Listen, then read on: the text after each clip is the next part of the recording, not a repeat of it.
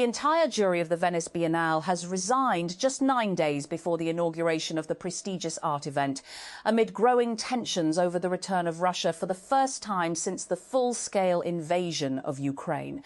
In a brief statement, the jury said it was acting in accordance with its previous decision not to consider countries whose leaders are currently charged with crimes against humanity for any prizes, meaning Russia and Israel. At least 9 people, including 2 children, were killed in Israeli strikes in southern Lebanon on Thursday, the health ministry said.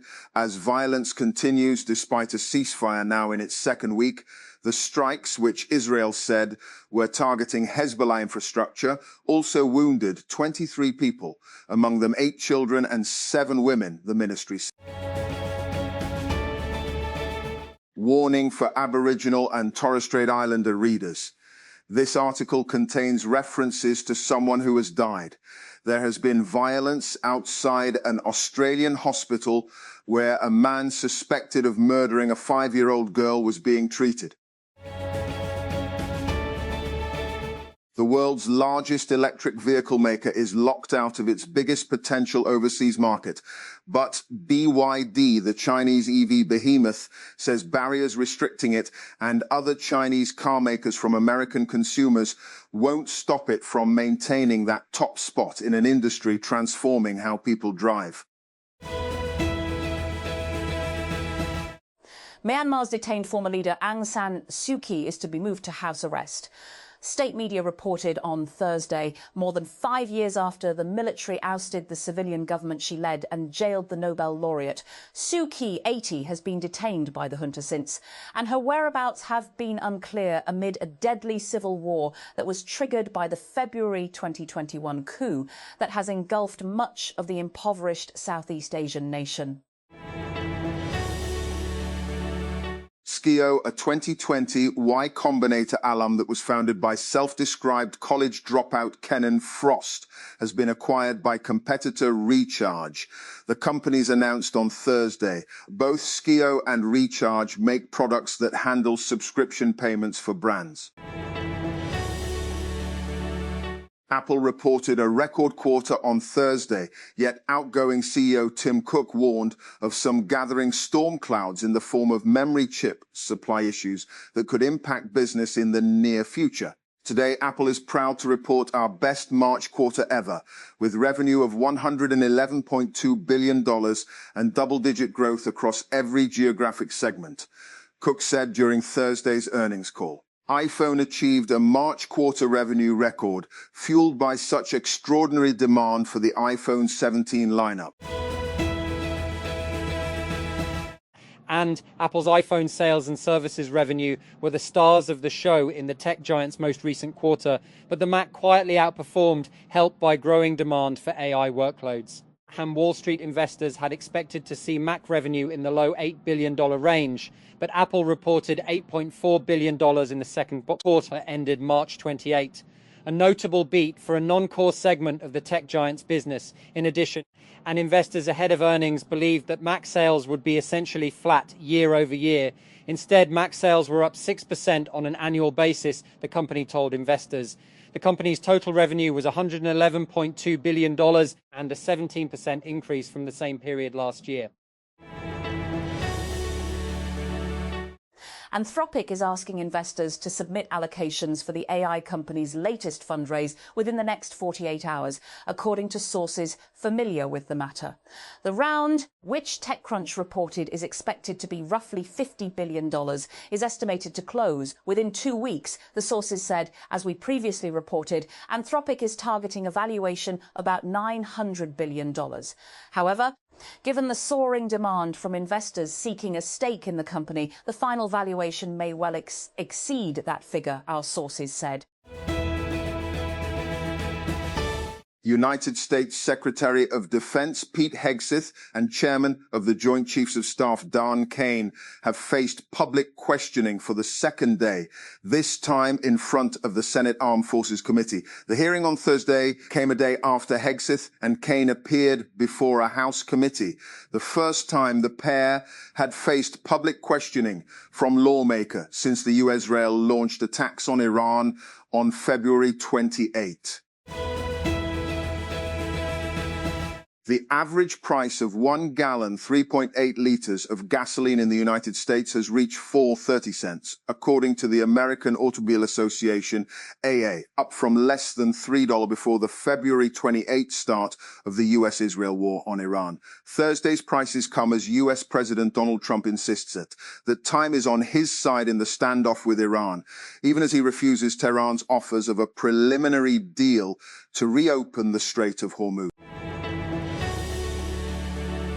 The first direct commercial flight between the United States and Venezuela has landed in Caracas, ending a 7-year suspension imposed by the U.S. Department of Homeland Security over security concerns. Flight AA599, operated by Envoy Air, a regional subsidiary of American Airlines, departed Miami at 10:11 a.m. ET, 14:11 GMT on Thursday, 5 minutes ahead of schedule, according to airport data. Palestinian Football Federation President Jibril Rajoub refused to stand alongside Israel FA Vice President Bassem Sheikh Suleiman in a heated moment at the 76th FIFA Congress. Both men were called to the stand by FIFA President Gianni Infantino at the event on Thursday, but Rajoub declined to be brought closer to Suleiman, a Palestinian citizen of Israel. Who? Arsenal versus Fulham what? English Premier League where? Emirates Stadium, London, United Kingdom when? Saturday, May 2 at 5:30 p.m. T. How to follow. We'll have all the build-up on Al Jazeera Sport from 30 GMT in advance of our live text commentary stream for all the talk of Arsenal having blown their Premier League title hopes after being reeled in by Manchester City. The truth is that come Saturday, they could have re-established a 6-point lead to pile the pressure on Pep Guardiola's side. U.S. lawmakers have voted to end a 76-day partial government shutdown over opposition to the Trump administration's immigration enforcement operations. Members of the U.S. House of Representatives approved a Senate-passed bill to fund the Department of Homeland Security, DHS, sending it to President Donald Trump for signature on Thursday. Prosecutors in California have filed a criminal charge against Britney Spears over her arrest last month for allegedly driving under the influence. The pop star is facing one misdemeanor count of driving under the influence of any alcohol and drug. She was arrested on the 4th of March on a Southern California highway after driving her BMW erratically at a high rate of speed, authorities said. Belgium's government has said it is planning to buy its nuclear reactors from French power giant Engie in order to secure the country's energy supplies. Prime Minister Bart de Wever said the deal would involve a full takeover of the nuclear fleet, including Belgium's 7 aging nuclear reactors. A Ugandan court has sentenced a man to death for killing 4 children at a nursery school in the capital, Kampala, earlier this month. Christopher Okello Onyem was found guilty of fatally stabbing the children, aged between 1 and 3 years old, on April 2.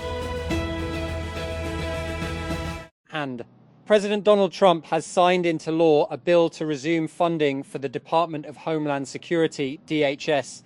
After the United States House of Representatives has passed the Senate-approved proposal, the adoption of the bill, which did not include Immigration and Customs Enforcement, ICE, or Customs and Border Protection, CBP, by a voice vote on Thursday, ended an 11-week partial government shutdown.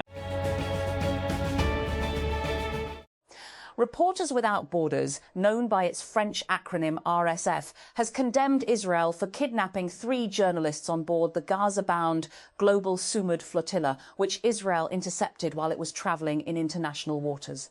In a post on social media Thursday, RSF said it condemns the kidnapping in international waters by the Israeli army of French correspondent Hafed Mriba and Turkish cameraman Mahmout Yavuz, who both work for Al Jazeera, and journalist Alex Colston, who works for US media outlet Zati.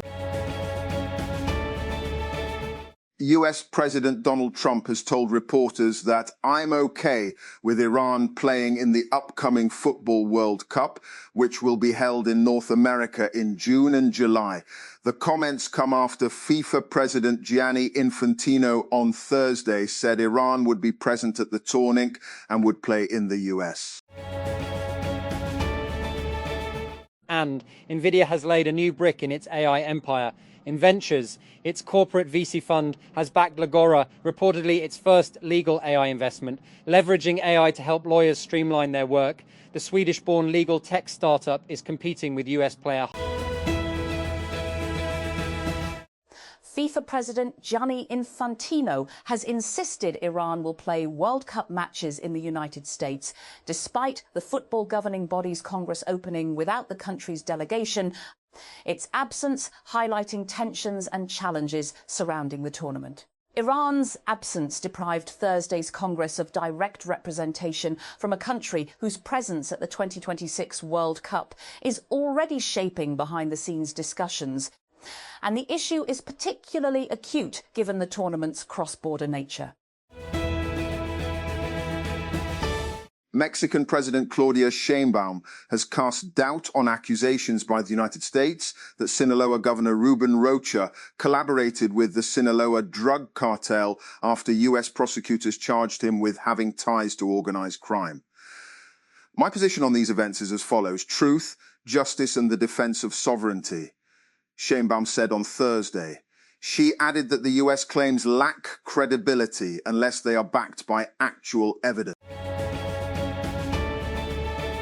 And United States President Donald Trump has said Tennessee will redraw its electoral map following a US Supreme Court ruling that gutted a key provision of the landmark US Voting Rights Act.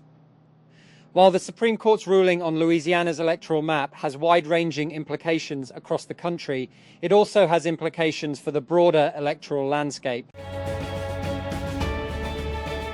After Sam Altman trash-talked Anthropic for gatekeeping its cybersecurity tool Mythos by only releasing it to select users, he confirmed that OpenAI would be doing the same with its competing tool. Cybert said in a post on X on Thursday that OpenAI will begin rolling out GPT 5.5 Cyber to critical cyber defenders in the next few days.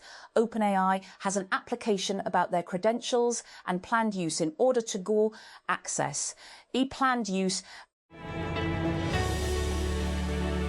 And security researchers are sounding the alarm on a newly discovered vulnerability in the widely used web server management software cPanel and Web Host Manager, WHM.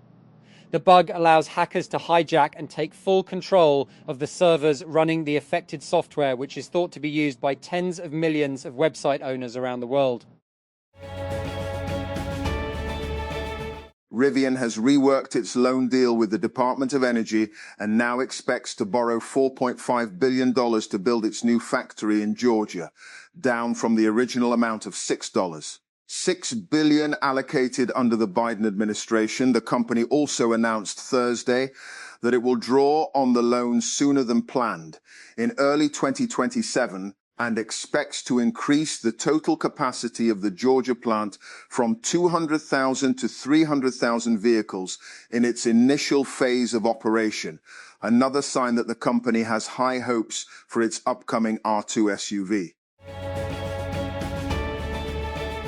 Myanmar's former leader Aung San Suu Kyi has been moved to house arrest, state media report, more than 5 years after the military toppled the civilian government that the Nobel laureate had led and jailed her. President Min Aung Hlaing, who ordered the coup in 2021, said in a statement on Thursday that he commuted the remaining sentence to be served at the designated residence. OpenAI is getting serious about account security. The company on Thursday launched Advanced Account Security, a set of opt-in protections for ChatGPT users designed for high-value individuals, but available to anyone who wants them.